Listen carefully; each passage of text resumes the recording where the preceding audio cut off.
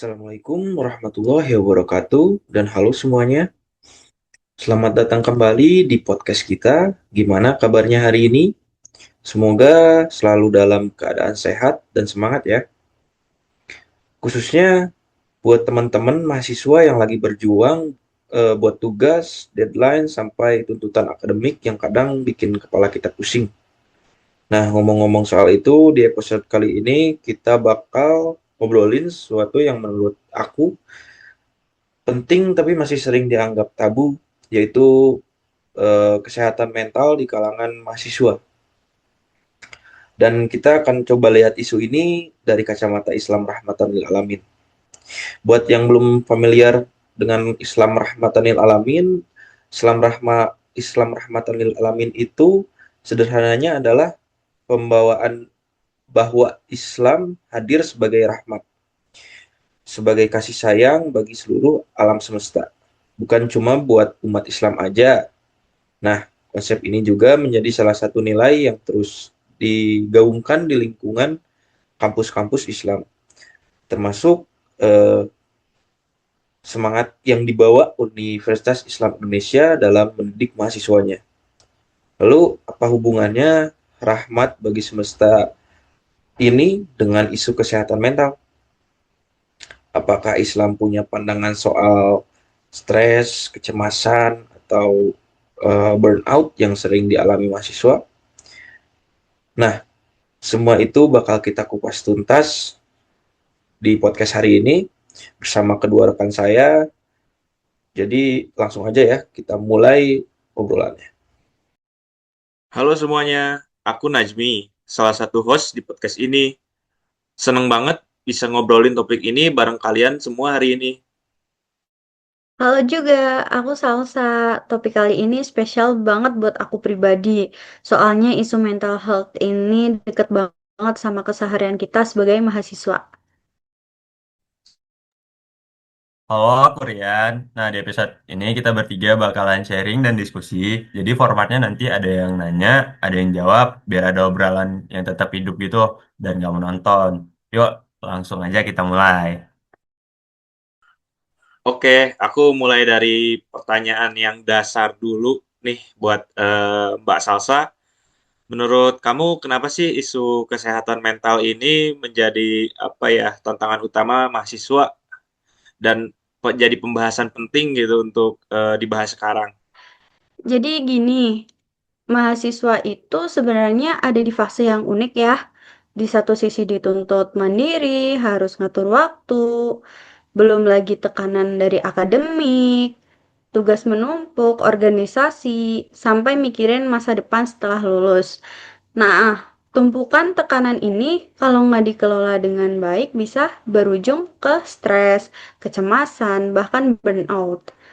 Makanya penting banget buat dibahas, apalagi banyak yang menganggap ini bukan masalah serius. Nah, benar banget. Nah, jadi kalau dari sudut pandang Islam sendiri, sebenarnya ada nggak sih perhatian khusus soal kondisi jiwa atau mental ini? Oh, ada banget Mas Rian. Islam itu sebenarnya sangat memperhatikan keseimbangan antara jasmani dan rohani.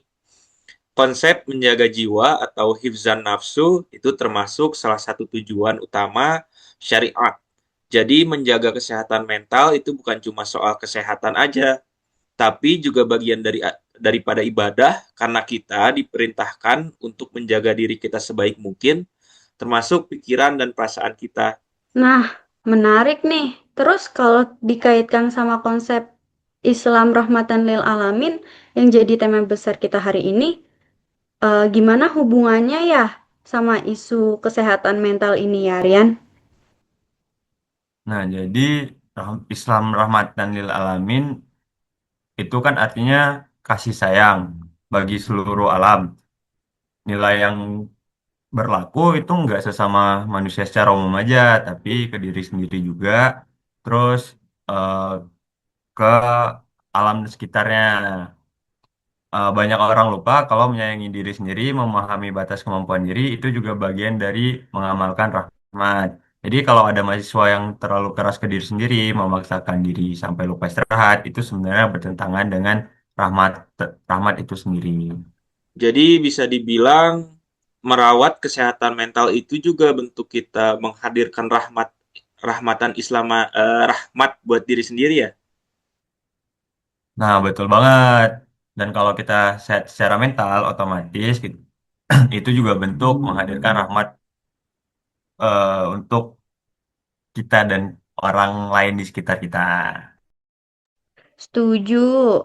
Nah, terus gimana sih praktiknya di lingkungan kampus, khususnya kayak yang diterapkan di Universitas Islam Indonesia? Ada nggak sih upaya-upaya konkret buat mendukung mahasiswa dari sisi ini?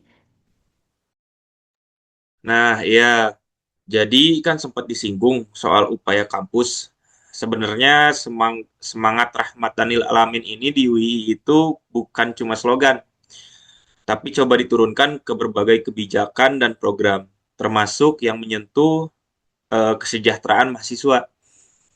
Jadi rahmat itu diwujudkan dalam bentuk nyata, misalnya lewat layanan konseling atau bimbingan akademik, sampai kegiatan-kegiatan yang membangun kedekatan antar mahasiswa supaya nggak ada yang merasa sendirian atau menghadapi tekanan kuliah dengan sendiri.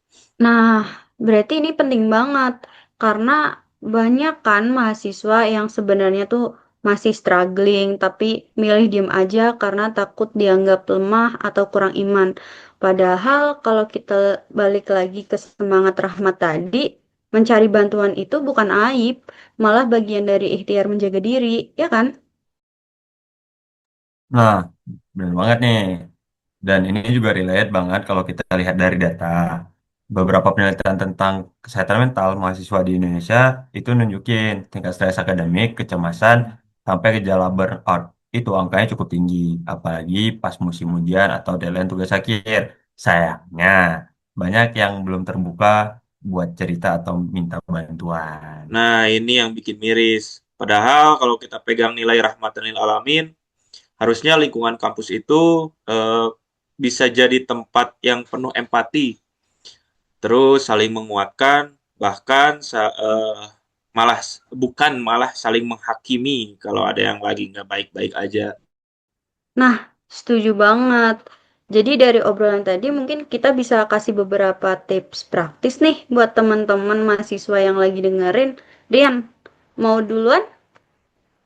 Boleh, kalau dari aku, yang pertama jangan mendem perasaan sendiri deh. Coba ceritain ke teman, keluarga, atau bahkan mungkin kalau memang tidak ada orang yang dipercaya atau tidak ada yang merasa teman yang dekat banget, bisa nih cobain ke layanan konseling kampus. Nah itu tuh bukan tanda kalau orang itu lemah, justru itu bentuk eh, apresiasi diri atau menyayangi diri sendiri sesuai semangat Rahmat tadi.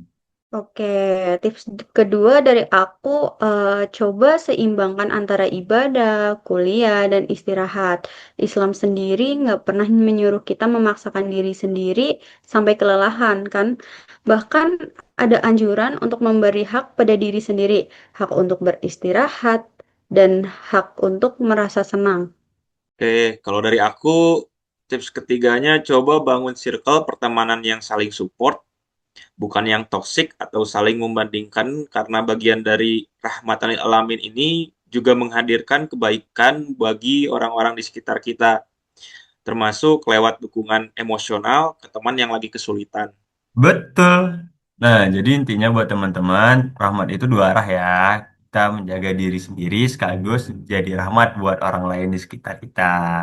Nah, dari obrolan hari ini, kita jadi lihat kan kalau isu kesehatan mental mahasiswa itu ternyata nggak lepas dari nilai-nilai Islam, khususnya semangat rahmatan lil alamin yang mengajarkan kita untuk menjadi rahmat bukan cuma buat orang lain, tapi juga buat diri kita sendiri. Semoga episode ini bisa jadi pengingat buat kita semua, khususnya teman-teman mahasiswa yang lagi dengerin, bahwa menjaga kesehatan mental itu penting, dan itu bagian dari cara kita menggunakan nilai-nilai Islam dalam keseharian. Nah, terima kasih buat kalian semua teman-teman yang udah dengerin obrolan kita dari awal sampai akhir. Kalau ada yang mau sharing pengalaman atau punya pertanyaan, boleh banget tulis di kolom komentar atau DM aja kami di akun-akun private ya. Oke, sampai jumpa di episode selanjutnya. Wassalamualaikum warahmatullahi wabarakatuh.